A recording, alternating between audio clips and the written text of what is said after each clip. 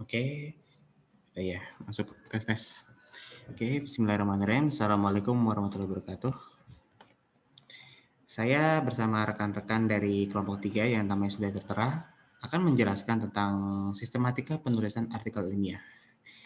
Sebelum masuk ke materinya, saya akan bahas dulu introduction-nya dulu. Artikel ilmiah merupakan tulisan yang berasal dari ide atau gagasan seseorang atau beberapa orang yang bersifat hal baru yang belum pernah diteliti atau pengembang penelitian sebelumnya. Yang secara umum artikel terdiri dari judul, identitas, abstrak, kata-kata, kunci, pendahuluan, dan beberapa yang sudah tertera di sini. Lalu yang berikutnya, saya akan menjelaskan semua ini secara perbagian ya. Nanti akan ada lanjutannya. Yang pertama adalah penjelasan dari judul, yaitu bagian pertama yang mewakili isi dari artikel ilmiah, yang penulisan itu secara sederhana, singkat, mudah dimengerti oleh orang lain. Terdiri dari 10 sampai 15 kata dengan penulisan tegak, bold, dan letakkan yang berada di tengah. Lalu yang berikutnya adalah identitas penulis, yaitu nama pembuat artikel yang dapat dipertanggungjawabkan daripada artikel ilmiahnya ini. Yang berisi nama pembuatnya, peletakannya di bawah judul artikel ilmiahnya.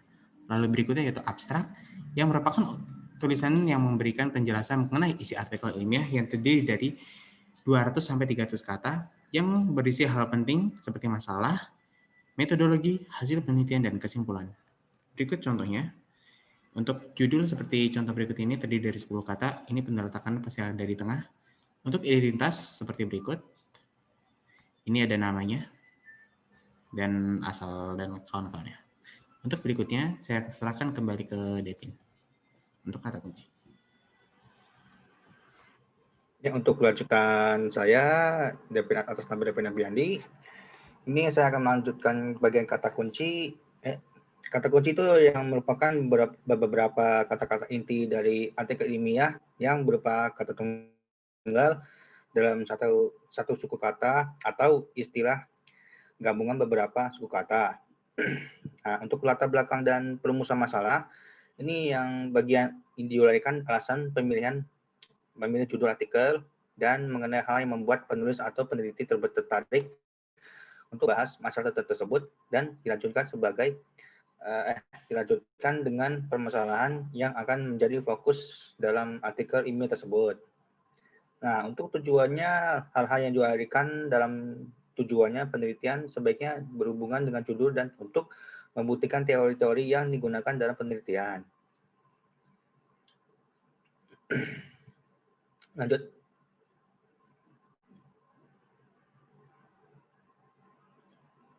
Nah, ini ada contoh kata kunci dan latar belakang dan tujuan ya. Contohnya kata kunci itu spell, spot build rating system, kemudahan penggunaan, akurasi data, validasi data. Nah, kalau latar belakang tuh contohnya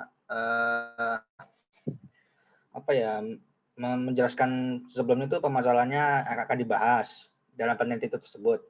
Nah, untuk tujuannya untuk contoh tujuannya tuh dari penulisan penelitian ini yang bakalan buat untuk dari latar belakangnya. Ya, kerja. Oke, kemudian ada manfaat dari artikel ilmiah. Berikut manfaatnya, yaitu membahas hal-hal dalam manfaat penelitian yang diteliti, yang diharapkan manfaat tersebut berguna bagi peneliti, baik objek penelitian, untuk masyarakat, dan ilmu pengetahuan. Dan berikut ada hipotesis. Hipotesis merupakan bentuk pernyataan atau jawaban sementara peneliti dari permasalahan yang akan dibahas karena harus diuji atau dibuktikan kebenarannya. Dan kemudian ada tinjauan pustaka atau kajian teori, yang dimana berisi pembahasan tentang teori dan hasil penelitian yang berkaitan atau mendukung dalam penulisan artikel ilmiah. Teori dan hasil penelitian tersebut dapat berasal dari jurnal nasional maupun jurnal internasional. Tujuannya untuk lebih meyakinkan pembaca agar semakin tertarik ataupun semakin minat dalam membaca penelitian artikel ilmiah. Oke, next. Oke, ini ada contoh dari manfaat artikel ilmiah atau penelitian.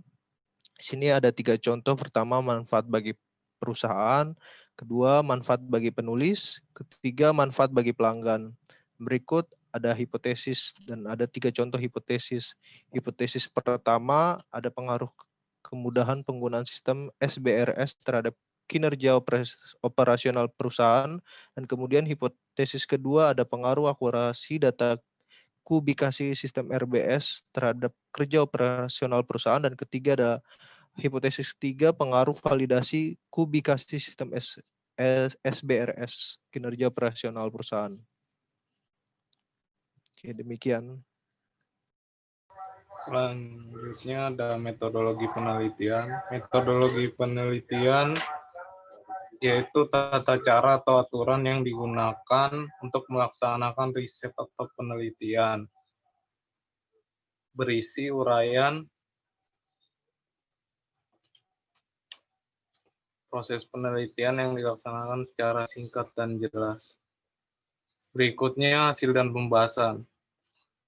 Bagian ini berisi data yang berasal dari wawancara, observasi maupun angket, kemudian diolah dengan proses yang sudah ditentukan.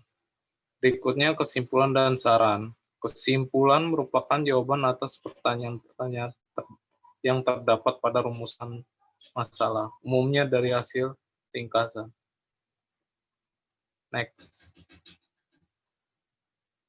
Di sini ada contoh metode penelitian dan kesimpulannya. 1. Metode penelitian. 2. Kesimpulan dan saran.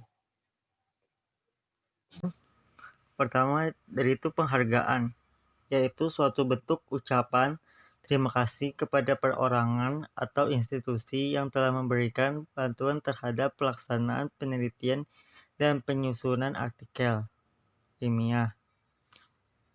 Lalu referensi adalah bagian yang berisi sumber rujukan atau sumber acuan yang dipakai penulis untuk mengutip literatur sebagai bahan artikel ilmiah, tujuannya untuk menghindari plagiarisme atau dianggap plagiat. Semua sumber yang disitasi harus dicantumkan pada referensi dan begitu pula sebaliknya.